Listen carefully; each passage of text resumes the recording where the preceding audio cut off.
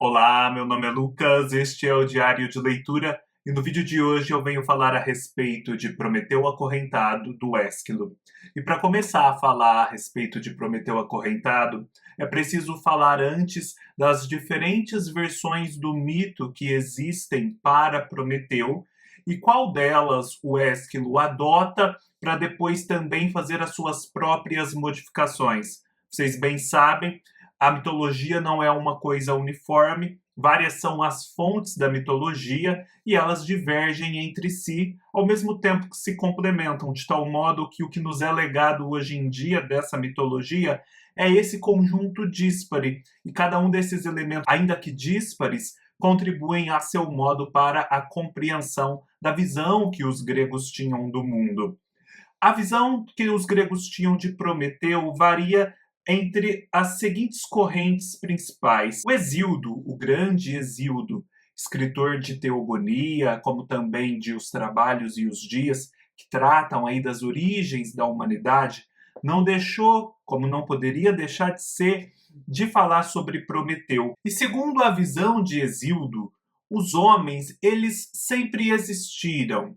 Não há um momento específico em que ele fala, pela ação de determinado Deus ou de determinada criatura, os homens passaram a existir. Entretanto, houve um momento em que, já tendo Zeus sido alçado ao trono que ele passou a ocupar como o líder dos Olímpicos, ele foi aos homens e exigiu deles sacrifícios.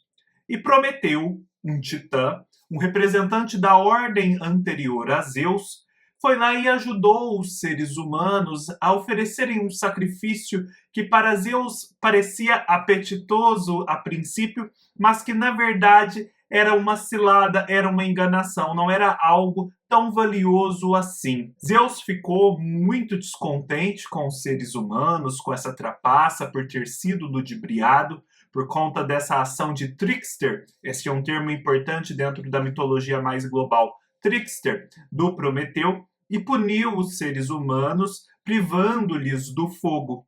Sem o fogo, o ser humano deixou de ter a luz, deixou de ter o calor e o conforto, deixou de ter a possibilidade de manipular os materiais, cozinhar os elementos e assim intervir no mundo. Uma vez que estavam privados do fogo, os seres humanos passaram a padecer. E sendo Prometeu essa figura tão benfazeja para a humanidade, ele foi lá e roubou o fogo dos deuses e o trouxe de volta aos seres humanos, que assim se viram novamente cheios de possibilidades de progressão. Eles passaram assim a ter uma vida mais confortável e produtiva. Só que Zeus se enfurece novamente pelo que Prometeu faz e Prometeu é punido, sendo acorrentado a uma rocha, onde o seu fígado será bicado incessantemente e esse fígado se regenerará para o dia seguinte ser bicado de novo. Há também uma versão muito específica do Platão, contida no diálogo Protágoras, em que Prometeu e o seu irmão Epimeteu criam os seres humanos a partir do barro. Isso é muito importante, essa criação a partir do barro, que remete à história bíblica da criação e à versão existente sobre a criação do homem em várias outras culturas. Epimeteu é o irmão de Prometeu, cujo nome já significa aquele que pensa depois, enquanto Prometeu é aquele que pensa antes. Ou seja, o Epimeteu é temerário e o Prometeu alguém arguto, alguém que planeja antes de agir. Epimeteu cria não só os seres humanos, como todas as criaturas a partir do barro. Ele vai dotando as criaturas daquilo que elas disporão para enfrentarem as vicissitudes da vida, seja uma pelagem muito espessa, sejam garras, sejam dentes muito afiados, uma visão muito arguta e por aí vai. Quando chega ao homem, o homem é um ser indefeso. A ele não sobrou nenhum desses atributos com os quais se proteger dos demais elementos e demais criaturas. Então, Prometeu vai ao auxílio do irmão, rouba o fogo dos deuses, atribui o fogo aos seres humanos, e com isso os seres humanos passam a dominar muitas coisas com esse elemento. Zeus novamente se zanga, mas aqui ele se zanga principalmente porque aos homens foi dado um conhecimento técnico desprovido do conhecimento político. Ou seja, os homens dominarão a técnica, mas essa técnica não necessariamente os levará a se congregarem em sociedade de uma forma eficaz. E aqui o Zeus acaba por depois atribuir aos homens esse senso de gregarismo, de sociedade, senso político, e uma coisa se une à outra e o homem se torna completo. Um escritor mais recente, chamado Apolodoro, tem uma outra visão para o mito de Prometeu. Aqui também, Prometeu cria a humanidade a partir do barro. Zeus se zanga com essa humanidade e manda um dilúvio, uma espécie de dilúvio universal, muito semelhante também à narrativa bíblica. E Prometeu, sempre um auxiliar dos seres humanos, sempre um partidário da humanidade, instrui um dos seus filhos, porque ele tivera um filho meio humano, meio Deus, e a sua esposa a construírem uma arca na qual se salvarem. Zeus novamente fica muito zangado por conta desse estratagema de Prometeu. Prometeu sempre o estrategista, e aí ele se volta contra eles.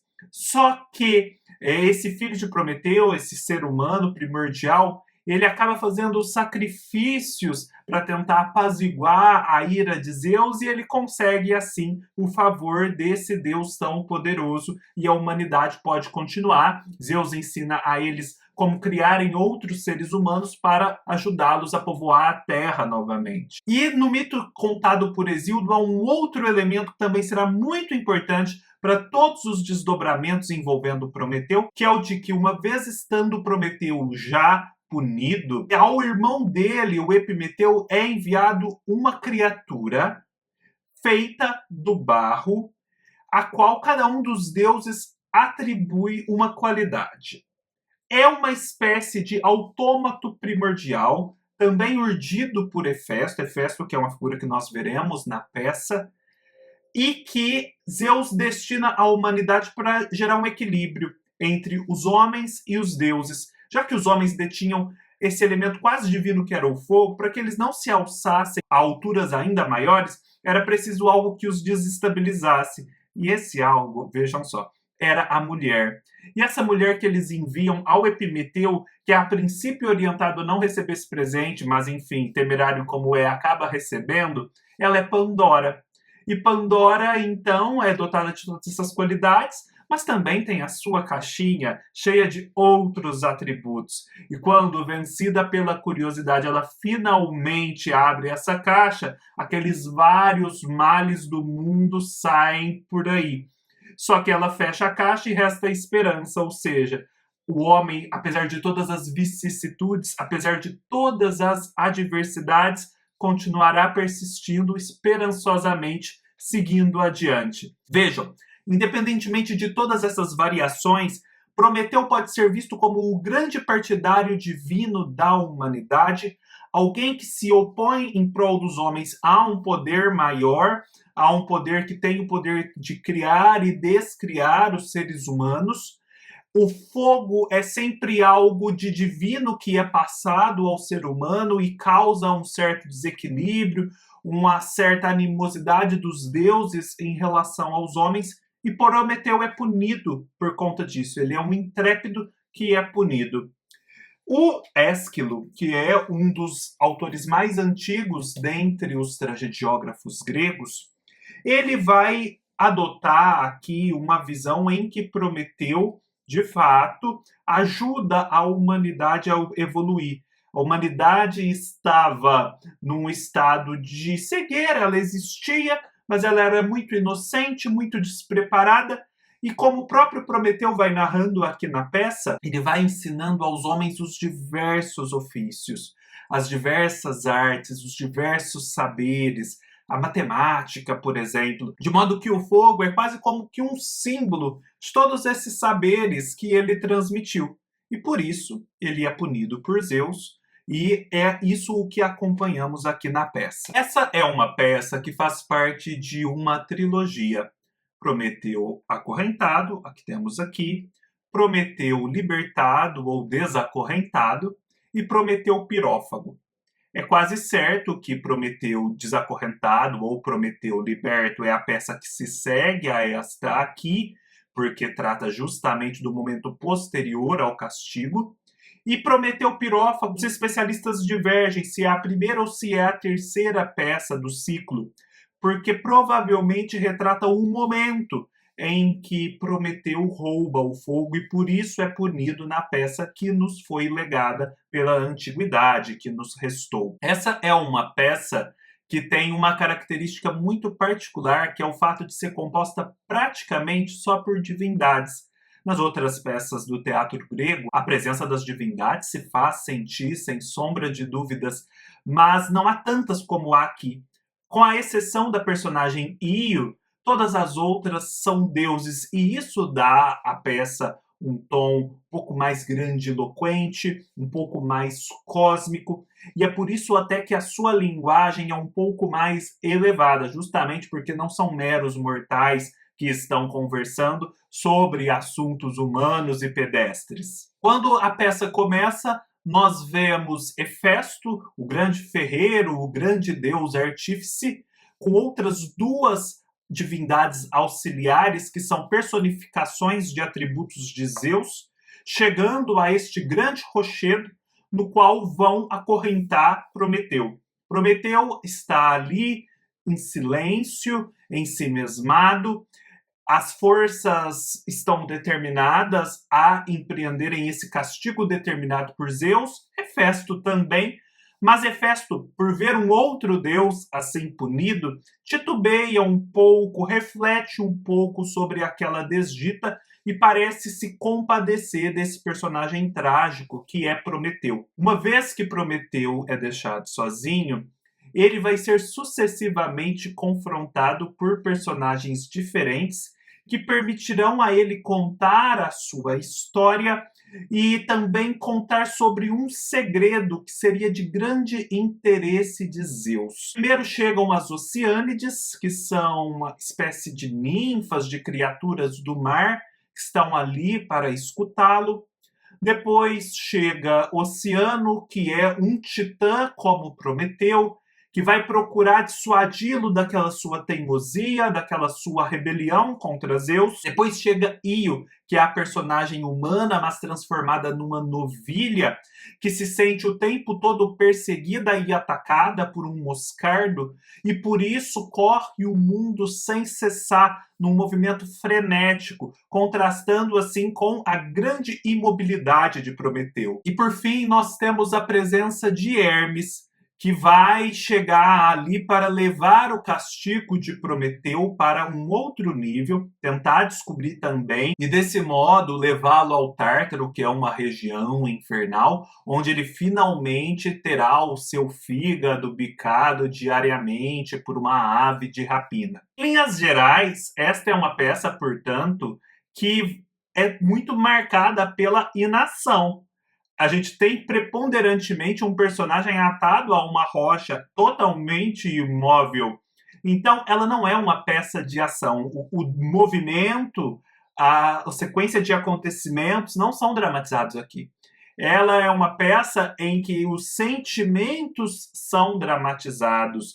E é esse crescendo de sentimentos, de revolta, de indignação, de resiliência, que vai constituir o ponto alto da peça. O grande especialista Quito, a respeito do qual nós já falamos aqui em outras oportunidades, ele vai salientar que, sendo Ésquilo um dos tragediógrafos mais antigos, ele esteve ali no princípio do teatro grego. E houve um momento de transição dentro do teatro, e, portanto, há peças que são consideradas como pertencentes ao teatro antigo e peças que são pertencentes ao teatro novo, a uma nova forma de se fazer o teatro. Prometeu Acorrentado ainda seria uma peça pertencente a esse modo antigo de se fazer as coisas. E o Quito vai ressaltar aqui que esses personagens que vão aparecendo diante de Prometeu, que está ali todo imobilizado, eles vão, cada um a seu modo, contribuindo para que essa dramatização dos sentimentos aconteça. E ela vai num crescendo até chegar a um ápice. Ele ressalta, por exemplo, que o Ésquilo ele incorpora uma inovação da época, que é a história do terceiro ator, ou seja, 3 atores em cena que contracenam entre si e que dialogam. Antes eram apenas 2, ou monólogos. Só que ele o faz de um modo muito específico, porque a peça começa, o prólogo da peça, com aquelas 3 divindades carregando o Prometeu e o acorrentando. Então, temos até 4 atores.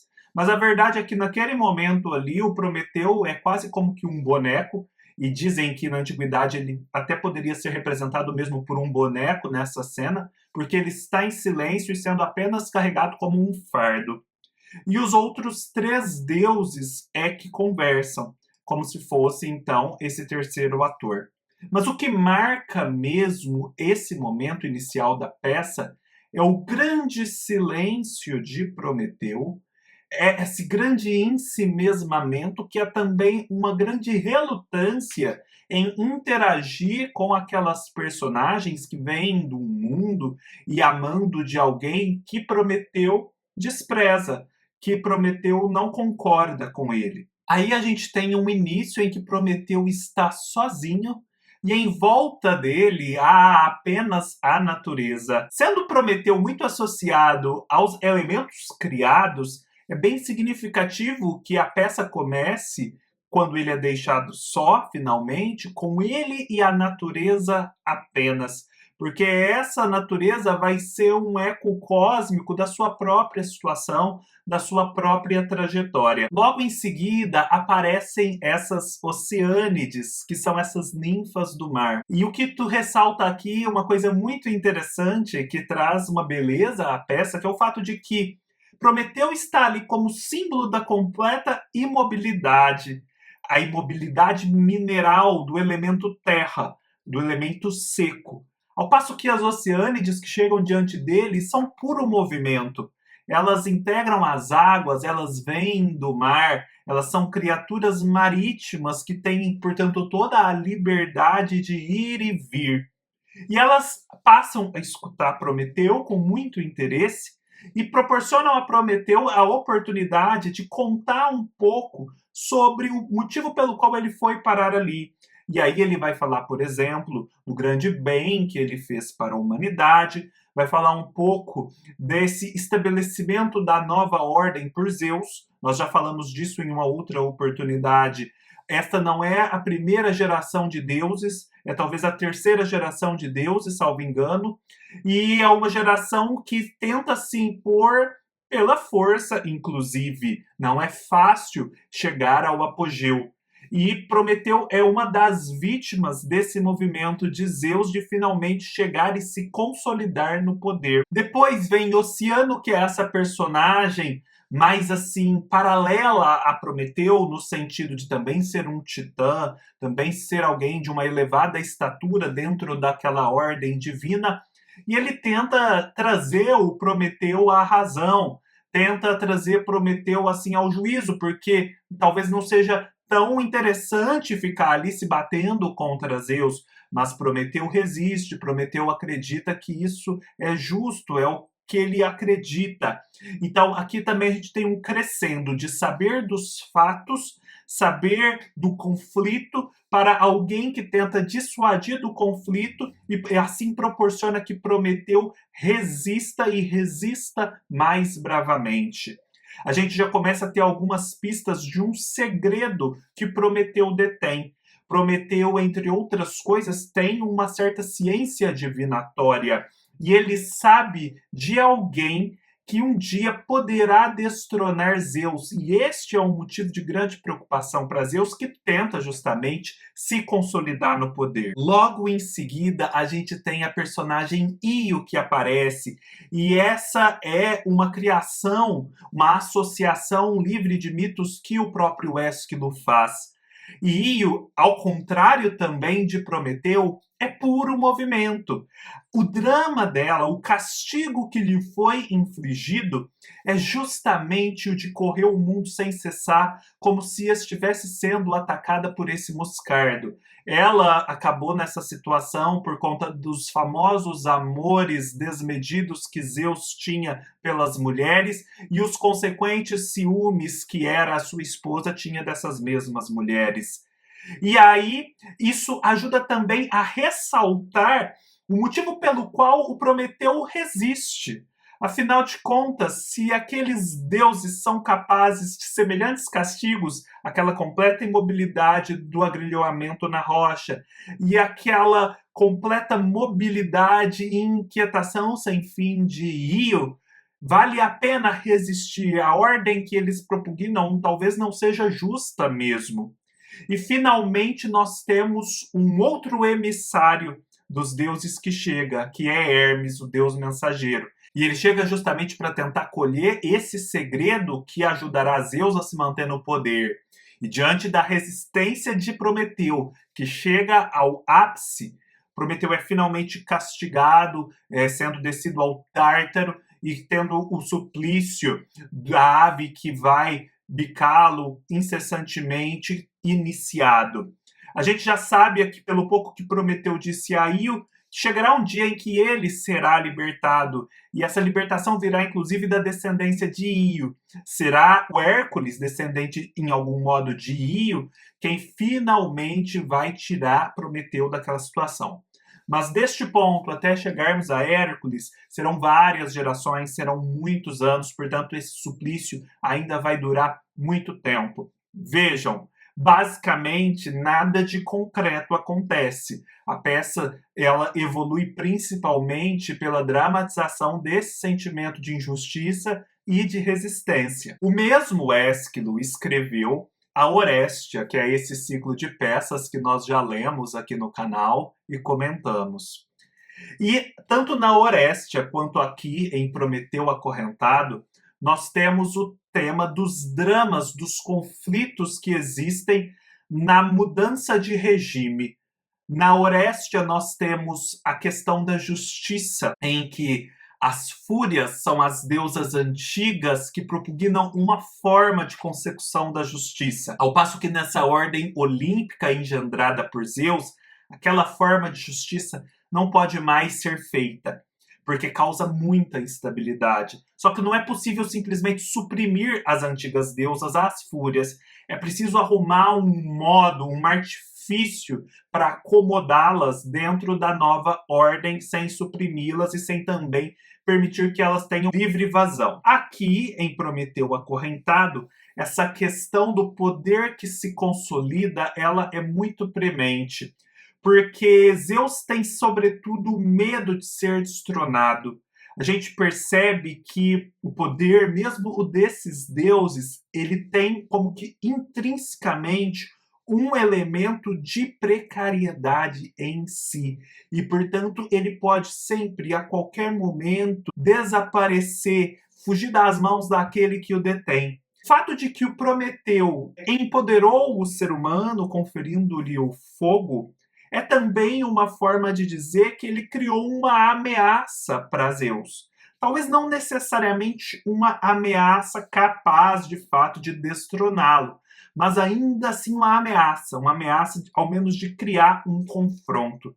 E eu acho que essa ideia da ameaça, do confronto ao poderoso, do confronto em relação à inteligência que cria e que engendra, é o elemento mais abstrato que vai aparecer em várias das narrativas que vão se originar do Prometeu e a respeito da qual nós vamos falar adiante. O próprio fato de que o Prometeu sabe desse segredo de um possível filho de Zeus que poderá destroná-lo só reforça essa temática da instabilidade do poder. Sendo o Prometeu esse partidário das criaturas, a natureza aqui tem um papel muito forte. A natureza está ao redor de Prometeu.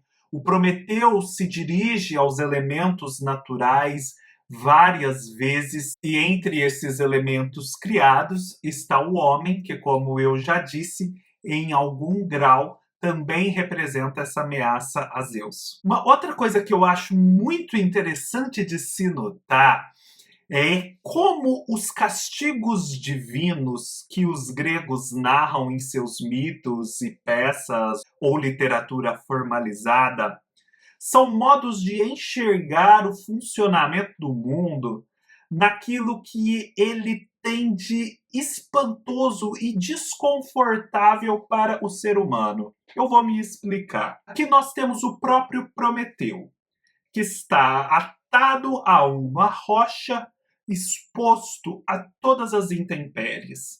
Prometeu é um ser vivente que sofre esse suplício. Mas talvez em algum nível da nossa mentalidade, quando nós olhamos para os elementos naturais, as montanhas, os rochedos, as árvores, tudo que é inanimado ou mais parece com o inanimado, nos cause espanto o quanto isso está exposto e desguarnecido em relação ao vento, às chuvas, à sucessão dos dias, ao calor, ao frio, às trovoadas, ao sol, à noite.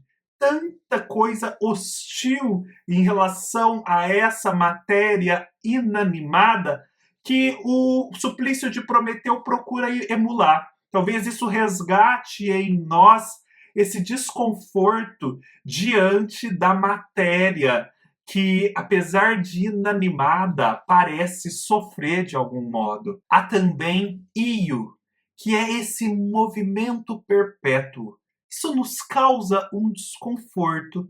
E é interessante porque na natureza, esse movimento incessante, ele também se faz sentir. Principalmente para nós que já temos conhecimentos astronômicos mais exatos do que os antigos, pensar que a Terra gira constantemente ao redor do próprio eixo sem cessar, que ela gira em torno do Sol sem cessar, a Lua em torno da Terra, os outros planetas do sistema solar em torno do Sol, a nossa própria galáxia em torno de outros eixos, o Sol em torno do centro da galáxia. É um movimento constante que aí sim nos perturba por ser movimento demais. A imobilidade nos perturba, mas o movimento demais também. Io é um pouco símbolo disso, e ao puni-la desse modo, os deuses evocam esse nosso desconforto primordial. Outro castigo, que é uma forma de olhar para a natureza e nos sentirmos desconfortáveis com o seu funcionamento. Atlas, esse titã que é punido precisando segurar o céu nas costas.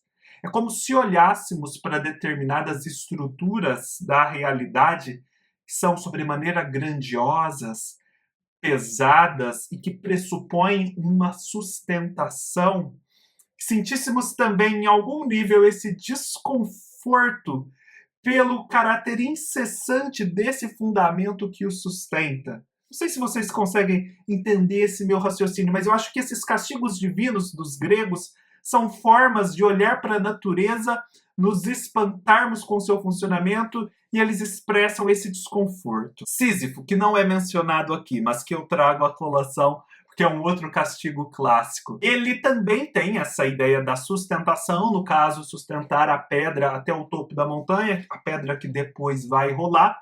Mas para não repetirmos o desconforto que já identificamos no Atlas, aqui a gente pode perceber a falibilidade e a recorrência incessante dos esforços humanos, que são justamente sempre essa tentativa de soerguer algo que depois vai cair. A falibilidade humana incessante é outro elemento, aí sim mais próximo de nós, que causa um imenso desconforto. Prometeu acorrentado, o mito de Prometeu, tem vários ecos na literatura universal.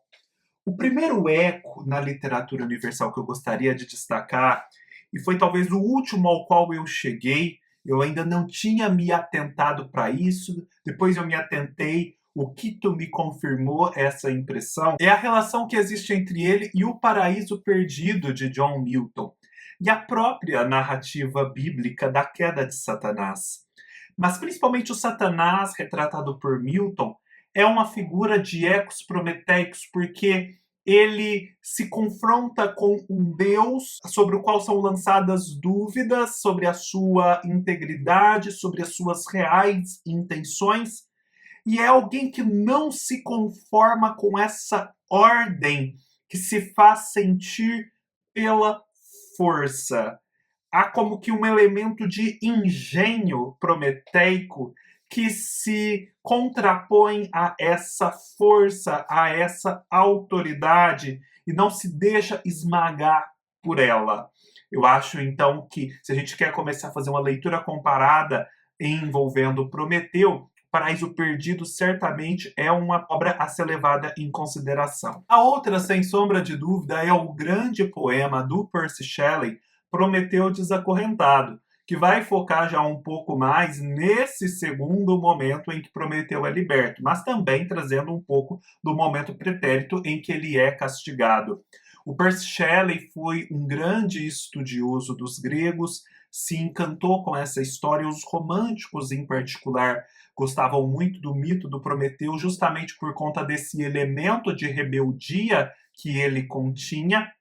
E não só ele, como a sua esposa Mary Shelley vão beber nessa fonte. Mary Shelley, ao criar o Frankenstein, cujo subtítulo é justamente O Prometeu Moderno. Mary Shelley teve uma ótima educação, ela se apropriou muito por conta do pai da literatura inglesa e da história inglesa, e disse que, num segundo momento, ela completou essa formação se dedicando aos gregos e fazendo várias leituras importantes ao lado de Percy Shelley. Inclusive, os dois mantinham um diário em comum em que essas leituras são retratadas. Aqui nós temos o primeiro livro de ficção científica em que o jovem Dr. Victor Frankenstein, se apropriando das descobertas científicas da época, da evolução do engenho, nada mais prometeico que isso. Ele decide cruzar uma fronteira. Ele decide reunir partes de um corpo, movido pela eletricidade e outras técnicas, reanimar esse corpo e engendrar um ser vivo que nasce, portanto, de um modo que não é natural e torna-se assim a criatura dele, criador, que é Victor Frankenstein. Haverá um grande conflito entre criador e criatura, a evocar todos os conflitos existentes entre homem e Deus, entre Prometeu, que ajuda os homens, e um Zeus olímpico que se sobrepõe a Prometeu. Depois nós vamos ter a história do Golem, que é uma narrativa judaica típica em que rabinos dotados de determinados conhecimentos, inclusive cabalísticos, conseguem, a partir do barro, engendrar criaturas vivas, como se fossem autômatos, mas com algum nível de vida. E aqui neste livro do Gustav Meyrink, especialmente, ele vai recriar uma das principais narrativas a respeito do Golem, que seria o Golem de Praga, e esse Golem, por conta de um papelzinho que tem algumas palavras específicas do hebraico, ganha a vida. Só que isso começa a trazer problemas para a comunidade, essa criatura começa a se rebelar e a escapar das mãos do seu criador, e é preciso detê-la. Várias histórias de homens feitos do barro, de autômatos, criaturas semivivas, homúnculos, existem e, de algum modo, bebem nessa mesma fonte que é Prometeu, que está tão próximo dessa narrativa do barro que se transforma em algo vivo, do homem que é muito pouco inteligente, que se transforma em homem engenhoso. Uma vez que Prometeu trata tanto dessa questão do engenho, do conhecimento e do poder que o conhecimento traz, em contraste com uma ordem divina fundada na autoridade, é também possível fazer associações com todas as narrativas que partem da lenda do Doutor Fausto. Aqui já é um desenvolvimento um pouco mais distante, mas ainda assim possível. Em cada pacto fáustico haveria um elemento prometeico E justamente porque há esse elemento prometeico, também há o castigo do próprio Prometeu, que vem como paga desse ganhar conhecimento, que no caso aqui é perder a alma. E também, aí eu já não tenho uma narrativa ficcional pronta para oferecer para vocês, nós temos a inteligência artificial. Eu acredito que toda a nossa relação com a inteligência artificial, suas possibilidades, potencialidades e perigos, pode ser vista pela chave do Prometeu acorrentado, mais imediatamente do Frankenstein, do Golem, e certamente as narrativas que forem escritas sobre isso farão necessariamente parte da mesma tradição. É isso, pessoal. Espero que tenham gostado. Se gostaram, deixem seus comentários, se inscrevam no canal, deem um like. E se já conhecem alguma narrativa ficcional que trata da criação de inteligência artificial nessa chave prometeica, deixa aqui, eu vou adorar saber. Um abraço, até mais.